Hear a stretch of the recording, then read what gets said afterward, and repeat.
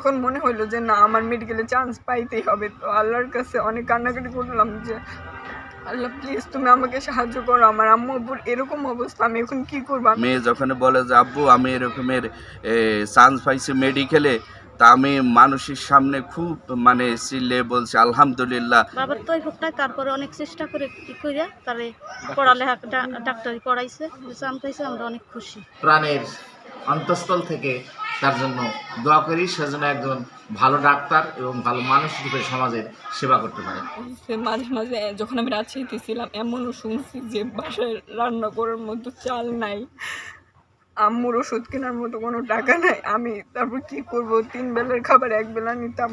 তারপর ওইখানের ওই আন্টিরা অনেক ভালো ছিল, তারাও জানতো যে আমি অনেক গরিব পরিবার থেকে আসছি। তো আমাকে অনেক 3 বেলার খাবারই 1 বেলার টাকায় দিত। তো যখন শুনতাম যে আম্মুর এই চোখে সমস্যা হয়েছে, দেন আবার ওষুধ কিনতে পারতেছে না, কান্নাকাটি করতেছে, দেখা যায় যে চাল নাই বাসায়, তখন এত বেশি কষ্ট লাগতো। তখন মনে হইলো যে না, আমার মেডিকেলে চান্স পাইতেই হবে। তো আল্লাহর কাছে অনেক কান্নাকাটি করলাম যে আল্লাহ প্লিজ তুমি আমাকে সাহায্য করো, আমার আম্মু আব্বুর এরকম অবস্থা, আমি এখন কি করবো। আমি যদি চান্স না পাই আমার আব্বু অনেক হতাশ হয়ে যাবে, বা আমার আম্মুর কোনো একটা দুর্ঘটনা হয়ে যাইতে পারে। তো আল্লাহও আমাকে অনেক বেশি সাহায্য করছে। দেন আমার যে কোচিংগুলোতে ভর্তি ছিলাম তাদের সাথে কথা বলছি যে আমার আম্মুর এরকম সমস্যা আছে বা আমাদের টাকা পয়সার এরকম সমস্যা, তারা আমাকে অনেক কম টাকায় ভর্তি করছে। দেন আমাকে অনেক সাপোর্ট করছে যে না তুমি পারবা। আমার খুব কাছের কিছু মানুষ আছে যারা আমাকে অনেক সাপোর্ট করছে যে না তুমি চেষ্টা করো, ইনশাল্লাহ ভালো কিছু হবে। আল্লাহ তাআলার কাছে হাজার হাজার শুকরিয়া, যখনই শুনছি যে আমার মেয়ে যখন বলে যে আব্বু আমি এরকমের চান্স পাইছি মেডিকেলে, তা আমি মানুষের সামনে খুব মানে চিল্লে বলছি আলহামদুলিল্লাহ। আল্লাহ তাআলার কাছে হাজার হাজার শুকরিয়া। আর এই পূর্ব হাসামদিয়ার মানুষও অনেক খুশি হয়েছে যে এরকমের বিল্লালের মেয়ে ডাক্তার হয়েছে, যে আল্লাহ তাআলার কাছে হাজার হাজার শুকরিয়া। আমার খাবার ধরে না, আমি আমার মেয়ের আল্লাহ তুমি চান্স দাও, জানি আমার মেয়ে চিকিৎসা করে মানুষের সেবা করে জানি আল্লাহ সুস্থ থাকা, আমরা সুস্থ থাকা পারি। আমি এই দোয়াই সবসময় করছি আল্লাহর কাছে, আল্লাহ আমার মেয়েটারে তুমি চান্স দিও না। চান্স থেকে খুশি হয়েছে অনেক, আমি বুঝছেন আল্লাহর কাছে অনেক কান্দাকাটি করছি।